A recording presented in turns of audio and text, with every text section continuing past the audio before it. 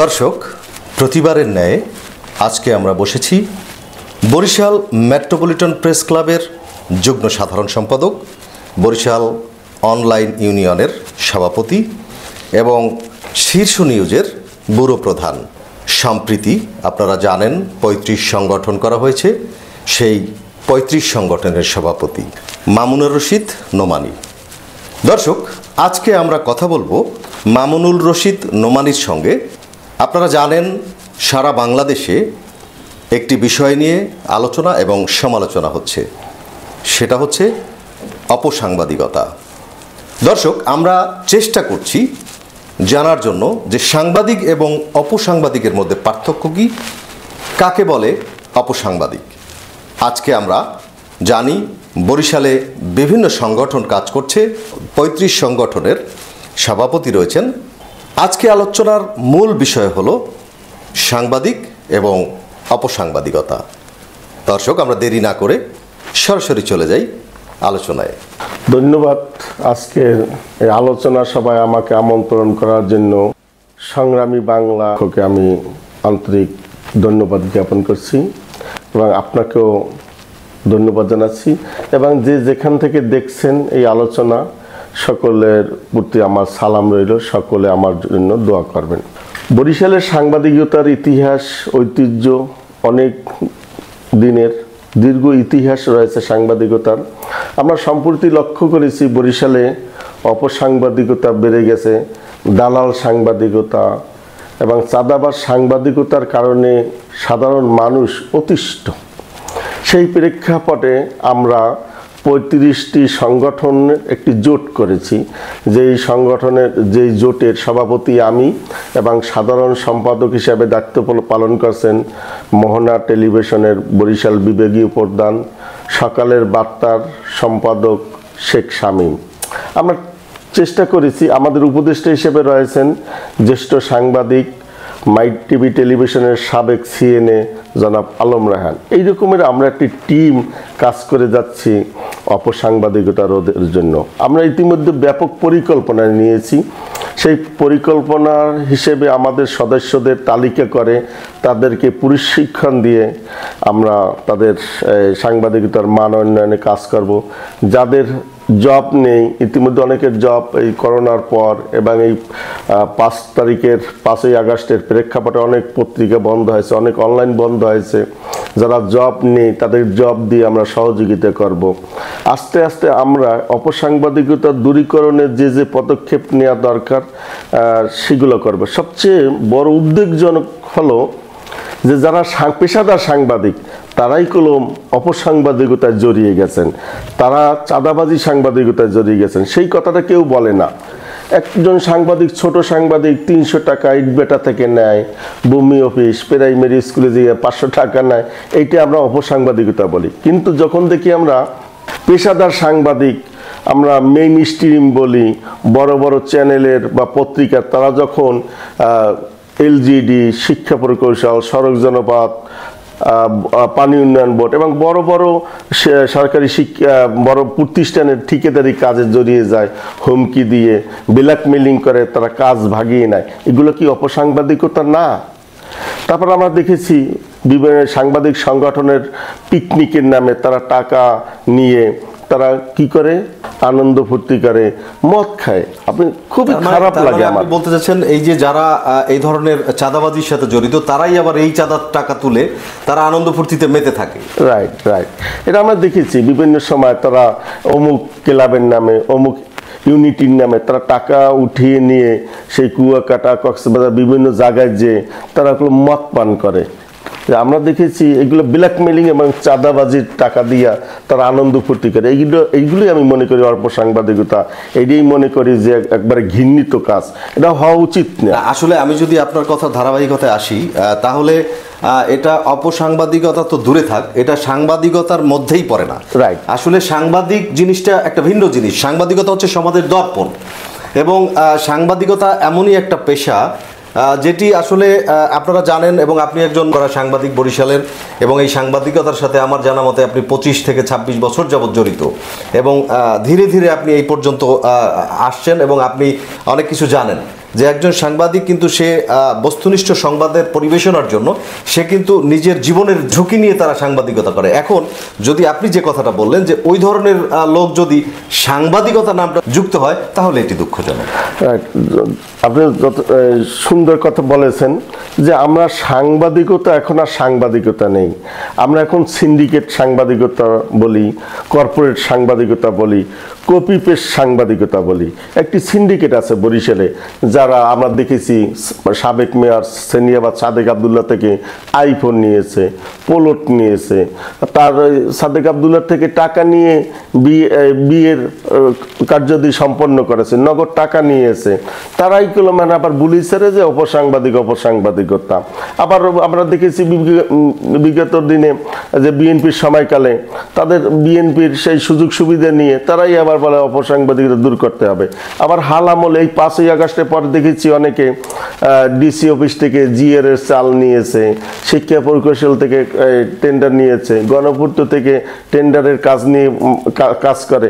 আসলে তারা কোন সাংবাদিকতা নিয়ন্ত্রণের জন্য অপসাংবাদিকতা দূরকরণের কাজ করে। আর আমার কোনো কেউ প্রমাণ দিতে পারবে না যে নোমানি 5 টাকার টেন্ডারের কাজ করেছেন অথবা এই কাজটা করেছেন, এই জিআর এর চাউল টিআর কাবিখা হিসেবের জন্য কাজ করছে। আমি কোনোদিন ঠিকাদারি কাজের সাথে সম্পৃক্ত নেই, ভবিষ্যতে হব না, এবং এই জিআর টিআর কাবিখা এই কাজের সাথে আমি সম্পৃক্ত নেই। আমরা মনে প্রাণে বিশ্বাস করি যে সাংবাদিকদের মান উন্নয়নের জন্য যা যা করার দরকার আমাদের এই 35 সংগঠনের যারা শীর্ষ নেতৃবৃন্দ রয়েছেন, মাননীয় উপদেষ্টা রয়েছেন, মাননীয় সাধারণ সম্পাদক রয়েছেন, মাননীয় সাংগঠনিক সম্পাদক সহ আমাদের যারা আইটি সম্পাদক, প্রচার সম্পাদক, দক্ষ সম্পাদক, সিনিয়র সহসভাপতি, সিনিয়র সহসভাপতি, যুগ্ম সম্পাদক, তারা একটা টিম ওয়ার্ক আমরা কাজ করে যাচ্ছি যে আসলে অপসাংবাদিকতা দূর করার ক্ষেত্রে কোন কোন জায়গায় সমস্যা।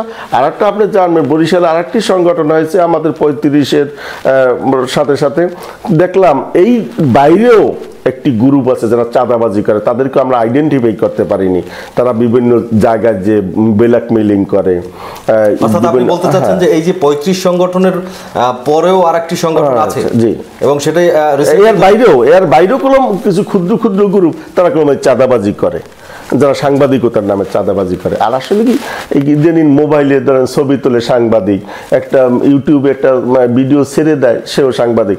আমাদের আইডেন্টিফাই করতে হবে কোনটা সাংবাদিকতা, কোনটা ইউটিউবার, আর কোনটা মানে রিলস করে, কোনটা কারা কি করে, এগুলো আইডেন্টিফাই করা উচিত যে আসলে এরা সাংবাদিক, এরা সাংবাদিক না, আর এরা সাংবাদিকতার নাম বিক্রি করে এইসব অপকর্ম করে। আমি খুবই ভালো লাগে যে ইদানিং সম্প্রতিকালে প্রায় 6-7 জন ব্ল্যাকমেইলার চাঁদাবাজ ধরা পড়েছে, জনতার হাতে আটক হয়েছে। এগুলো খুব ভালো, ভবিষ্যতে আরও হবে। যারাই অপসাংবাদিকতা করবে তাদেরকে আমরাই ধরে দিব, এবং যারাই চাঁদাবাজি করে সাংবাদিকতার নামে ব্ল্যাকমেইলিং করবে তাদেরকে তো ছাড় দেওয়া হবে না। তাদেরকে সকলের উচিত মানে তাদেরকে আটক করে পুলিশে দেওয়া অথবা আইনানুগ ব্যবস্থা করা, অথবা ওই জায়গায় একবারে বিচার আচার করা যে কেন তোমরা সাংবাদিকতার নামে। আচ্ছা, সেক্ষেত্রে আপনাকে আপনার জ্ঞাতার্থে একটা কথা না বলেই পারছি না। আমি সমস্ত সাংবাদিকদের শ্রদ্ধার চোখে রেখে আমি একটা বিষয় আলোচনা করব। কিছুদিন আগে যে কোনো সাংবাদিকদের ভেতরে তিনি পেশাদার সাংবাদিক, কিন্তু তিনি একটা জায়গায় তথ্য আনতে গিয়েছেন। তথ্য আনতে যাওয়ার পরে যার কাছে তথ্য আনতে গিয়েছেন সে তাকে সাংবাদিক হিসেবে চেনেন না অথবা ব্যক্তি হিসেবেও জানেন না। তো যার কাছে গিয়েছেন তিনি কি করেছেন, কিছু টেলিভিশন মিডিয়া অর্থাৎ যারা ইলেকট্রনিক মিডিয়া এবং প্রিন্ট মিডিয়া রয়েছে তাদের সেই সাংবাদিকদেরকে তিনি খবর দিয়েছেন, এবং সেই জায়গাটায় একটা বিব্রতকর পরিস্থিতি তৈরি করেছেন। তিনি পেশাদার সাংবাদিক হয়েও কিন্তু কিছু সাংবাদিকদের, আপনি যেটা আগেও বলেছেন যে কুক্ষিগতর একটা বিষয়, হ্যাঁ, তো সেইখানে তিনি এই ধরনের মানে এ ধরনের একটা কমপ্লেন করেছেন যে আসলে আমরা পেশাদার সাংবাদিক হয়েও কিছু সাংবাদিকের কাছে আমরা জিম্মি। এই বিষয়ে আপনি যদি আসলে এটা আসলে কি কতিপয় মানে বদমাইশ, বরিশালে কিছু বদমাইশ সাংবাদিক আছে, তারা মনে করে যে আমরাই কয়েকজন সাংবাদিক আর তা কেউ সাংবাদিক না। দুঃখজনক হলেও সত্য যে আমার এই আজকের 25 বছরে সাংবাদিকতার পদার্পণ, অথচ আমার লাগে তখন সাদেক আবদুল্লাহর সাথে আপনারা সব বরিশালের সবাই জানেন এবং বাংলাদেশের সকলেই জানেন এটা, এবং বিশ্বেরও অনেক জায়গায় এই আমেরিকা, লন্ডন, জাপান, অস্ট্রেলিয়া সব বিভিন্ন দেশ এবং কমনওয়েলথ এবং জাতিসংঘের মানবাধিকার সেকশন অধিকার, এশিয়ান মানবাধিকার সংগঠন, তারা কলম আমার বিষয়টায় গভীর উদ্বেগ জানিয়েছিল। এমনকি তৎকালীন মাননীয় প্রধানমন্ত্রীদের চিঠিও দিয়েছিল। বরিশালের সাবেক মেয়র সেনিয়াবাদ সাদেক আবদুল্লাহ আমার হাত ভেঙে দিয়েছিল, পুলিশে দিয়েছিল এবং জেলও কেটেছি। আসলে দুঃখজনক হলেও সত্য, বরিশালে কতিপয় সাংবাদিক, যাদেরকে অনেকেই সাংবাদিক চেনে, আমরাও সাংবাদিক হিসেবে চিনি, কিন্তু তারা বদমাইশ এবং কুলাঙ্গার হিসাবে আমি চিহ্নিত করেছি। এরা মনে করে যে আমরাই সাংবাদিক, আর কেউ সাংবাদিক না। আমি মনে করি প্রিন্ট মিডিয়া হোক, ইলেকট্রনিক্স মিডিয়া হোক, টেলিভিশন হোক, অনলাইন মিডিয়া হোক, যারা লেখে, যাদের লেখা প্রচার হয়, প্রকাশিত হয়, তারাই সাংবাদিক। কিন্তু তারা মনে করে না বরিশালে আমরা ছাড়া আর কোনো সাংবাদিক নেই। এরা এই যে বদমাইশ, এরা কত বড় বাটপার এবং চিটার। যখন আমার সাথে সাদেক আবদুল্লাহর সাথে এই হয়, সাদেক আবদুল্লাহ আমার হাত ভেঙে পুলিশে দেয়, আমি জেল কেটেছি 14 দিন। সেই মামলাটি 5 বছর চলেছে, ডিজিটাল নিরাপত্তা আইনে মামলা দিয়েছিল। সেখানে ফরেন্সিক রিপোর্ট নীল এসেছে। সেই হারামজাদা মার্কা, আমি হারামজাদাই বলি তাদেরকে, সেই অসভ্য কুলাঙ্গার বাটপার চিটার, তারা লিখেছে মেয়রের ভিডিও গোপনে মেয়রের ভিডিও ধারণ করতে গিয়ে কথিত সাংবাদিক নোমানি আটক। এই হারামজাদারা কখনো কোনো তাদের ছাড়া অন্য লোকদেরকে সাংবাদিক মনে করে না। জি, এটা একটা ইম্পর্টেন্ট বিষয়। হ্যাঁ, এবং আমি সেই মামলা চ্যালেঞ্জ করেছি, সেই মামলা থেকে আমি অব্যাহতি পেয়েছি। তাদের মুখে জুতা পেটা করা উচিত এখন, যে তোমরা লিখেছো যে মেয়রের গোপন ভিডিও করতে যে কথিত সাংবাদিক নোমানি। তা আমি কত বছর সাংবাদিকতা করলে কথিত, বরঞ্চ আমি দৈনিক শাহনামা পত্রিকার প্রধান বার্তা সম্পাদক এবং একই প্রতিষ্ঠানে 25 বছর, এবং দৈনিক বাংলা বনের ভারপ্রাপ্ত সম্পাদক, আমি বিজনেস বাংলাদেশ পত্রিকার বরিশালের ব্যুরো প্রধান, আমি শীর্ষ নিউজের মতো একটি প্রভাবশালী অনলাইন নিউজ পোর্টালের বরিশাল বিভাগীয় প্রধান, আমি বরিশাল অনলাইন সাংবাদিক ইউনিয়ন, বরিশাল অনলাইন প্রেস ক্লাবের সভাপতি, আমি বরিশাল মেট্রোপলিটন প্রেস ক্লাবের প্রতিষ্ঠাতাদের একজন, এবং আমি প্রধান উদ্যোক্তা এবং যুগ্ম সম্পাদক হিসেবে দায়িত্ব পালন করি।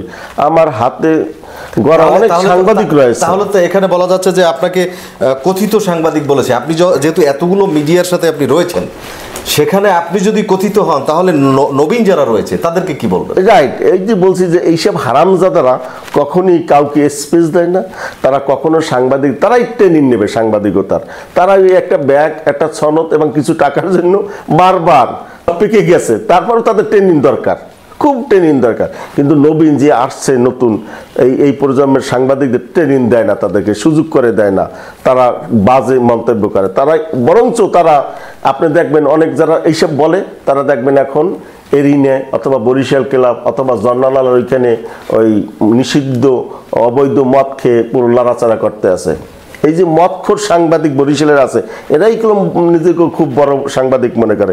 আসলে আমি মনে করি এরা সাংবাদিক না, এরা সাংবাদিকতার নামে মানে অপসাংবাদিকতা ছড়াচ্ছে। এরাই কোন চাঁদা, আমাদের এই যে হালামলের সাংবাদিকদের চাঁদার দরকার হয় না, ওদের চাঁদার দরকার হয়, কারণ ওরা সন্ধ্যার পরে মদ খায়, নারী নিয়ে ফুর্তি করে, এদেরকে পটুরে দেখবেন বিভিন্ন হোটেলে, এরা গুরু। আচ্ছা, তার মানে আমরা কি ধরে নিতে পারি যে, দর্শক আমি মাঝখানে একটু কথা বলে নেই সকল সাংবাদিকদের শ্রদ্ধার চোখে রেখে, তাহলে কি আপনি বলতে চাচ্ছেন যে আসলে এই যে আমরা যে অপসাংবাদিকতা খুঁজতেছি, তো এই নবীনরা অপসাংবাদিকতা না করে এরাই কি অপসাংবাদিকতা করছে? আসলে কি তারা তো, তাদের উদ্দেশ্য হচ্ছে অপসাংবাদিকতা না, তারা চায় যে সাংবাদিকতা নিয়ন্ত্রণ করে, টেন্ডারে সমস্ত মানে সরকারি প্রতিষ্ঠান থেকে টেন্ডার নেওয়া, শিক্ষা প্রকৌশল, গণপূর্ত, পানি উন্নয়ন বোর্ড, সড়ক জনপথ এবং এলজিডি থেকে তারা কাজ নিয়ে তারা মানে তাদের নিজস্ব নিঃস্বার্থ হাসিল করার জন্য তারপর বিজ্ঞাপন নেওয়া এসব না, ডিসি অফিসের দাওয়াত, পুলিশ কমিশনার অফিসের দাওয়াত, র্যাব, বিভাগীয় ডিএজি অফিসে, এটা মানে তাদের নিয়ন্ত্রণের জন্যই তারা অপসাংবাদিকতা খোঁজে।